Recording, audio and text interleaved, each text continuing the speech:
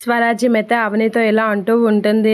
ఆ రాజేంద్ర ప్రసాద్ మీద నేను కంప్లైంట్ చేస్తాను. దీన్ని ఊరుకునేదే లేదు ఈ విషయంలో అనేదో అంటూ ఉంటుంది.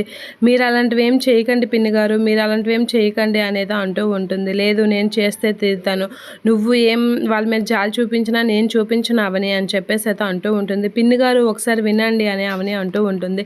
ఇక స్వరాజ్యం వినకుండా కంప్లైంట్ ఇవ్వడానికైతే వెళ్తూ ఉంటుంది. అది చూసి దయాకర్ కూడా సపోర్ట్ చేస్తూ ఉంటాడు. ఇక స్వరాజ్యం కంప్లైంట్ ఇవ్వడానికి వెళ్తూ ఉంటుంది.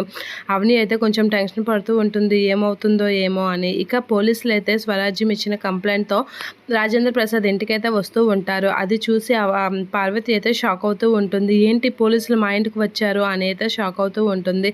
అలా షాక్ అయ్యి అక్షయ్ ఒకసారి రారా మన ఇంటికి పోలీసులు వచ్చారు అక్షయ్ అని చెప్పేసి గట్టిగా కేకలు వేస్తూ ఉంటుంది పార్వతి. అలా కేకలు వేయగానే అందరూ వస్తూ ఉంటారు. అలా అందరూ వచ్చేసరికి పార్వతి అయితే చాలా టెన్షన్ పడుతూ ఉంటుంది. ఇక్కడ రాజేంద్ర ప్రసాద్ అంటే ఎవరు అని చెప్పేసి అయితే అడుగుతూ ఉంటాడు పోలీస్. అలా అడిగేసరికి నేనే అని చెప్పేసి రాజేంద్ర ప్రసాద్ అయితే ముందుకు వస్తూ ఉంటాడు.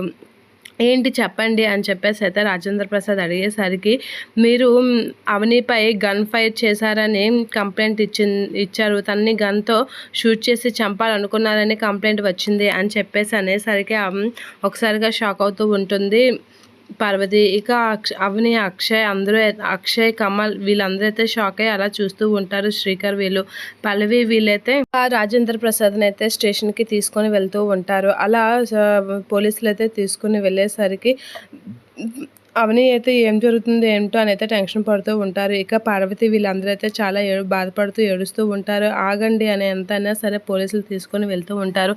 ఆ విషయం తెలిసి అవని అయితే కొంచెం కంగారు పడుతూ ఉంటుంది.